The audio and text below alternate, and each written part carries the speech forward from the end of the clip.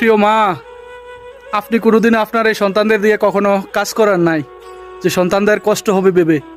আজকে আপনার সন্তান অনেক বড় হয়ে গেছে, অনেক দায়িত্বশীল হয়ে গেছে।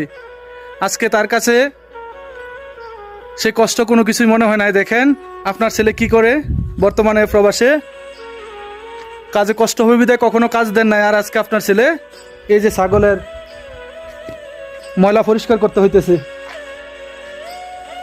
দেখছেন আম্মা?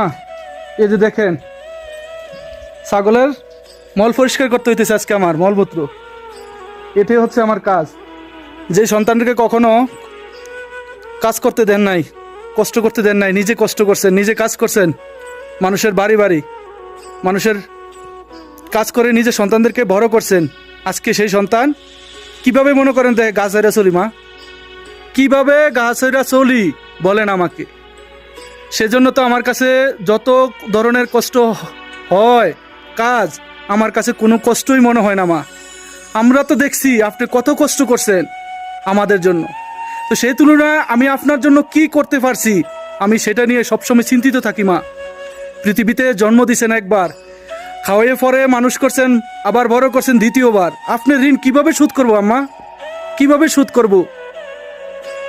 আপনার ছেলের জন্য দোয়া করবেন আম্মা।